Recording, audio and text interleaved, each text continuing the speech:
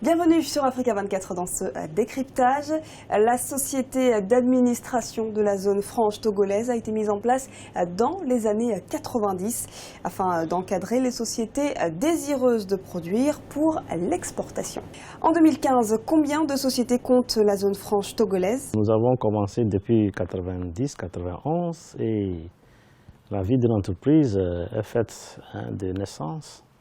Et des fois, il y en a qui disparaissent. Mais net, aujourd'hui, la zone franche togolaise compte 64 entreprises en activité et 23 entreprises en cours d'installation, c'est-à-dire des entreprises qui sont déjà agréées, mais qui ne sont pas encore opérationnelles, qui se préparent, soit ils sont en train de construire les bâtiments, ou bien ils sont en train de boucler leur financement ou de faire venir les équipements nécessaires à leur fonctionnement. Et quelles sont les difficultés que rencontre la ZAZOF? Non, les difficultés de la zone franche, c'est les difficultés habituelles de toute entreprise industrielle qui produit pour l'exportation.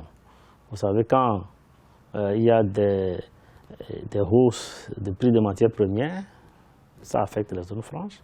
Quand il y a une baisse de la demande sur le marché, c'est des difficultés pour les entreprises de zone franche.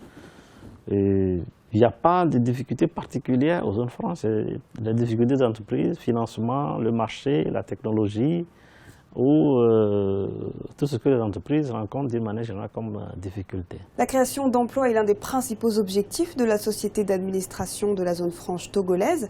Quel état des lieux pourriez-vous faire de ces emplois? Oui, l'objectif de la zone franche togolaise a été de créer des emplois. Et Dieu merci, la création d'emplois au niveau de la zone franche a été progressive et continuelle. Nous avons commencé avec à peine 500 emplois dans les années 91 pour être aujourd'hui à plus de 15 000 emplois pour les Togolais. Disons la vérité, la zone franche togolaise draine beaucoup plus, utilise beaucoup plus des travailleurs de niveau très moyen.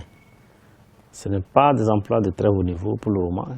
Quoique il y ait quelques emplois de bon niveau, la majorité sont quand même largement en deçà. Certainement que vous avez des défis à relever au sein de votre structure.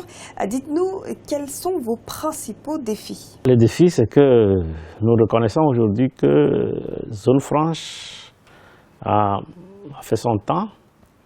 Tous nos pays, tous les pays, même africains de la sous-région, pensent tous à des mécanismes ou des mesures pour booster la production, que ce soit la transformation des matières premières locales, matières agricoles, matières minières, ainsi de suite.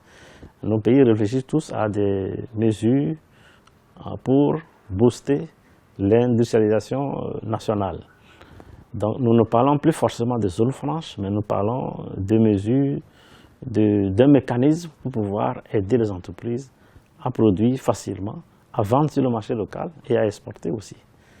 L'appellation zone franche n'est plus ce que nous poursuivons, puisque quand nous parlons de zone franche, on se rend compte que c'est ce que tout le monde veut faire, mais le plus important pour nos pays aujourd'hui, que faire, que mettre en place pour que l'industrie ou l'industriel puisse trouver de quoi s'installer, produire, à la fois pour la consommation nationale et aussi pour l'exportation.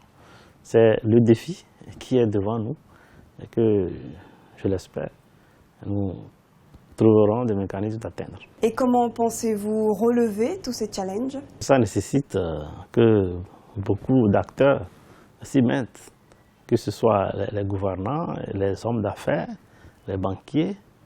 Et aussi, il faut que le marché réponde à l'attente de ces investisseurs. Parce que si le marché cherche à consommer toujours moins cher sans se fier à la qualité, notre industrialisation va souffrir encore pendant un bon bout de temps. Vous savez, je ne vais pas citer de pays, mais nous regardons certaines concurrents sur le marché qui n'ont pas leur raison d'être, mais qui sont des réalités aujourd'hui, qu'il faut prendre en compte.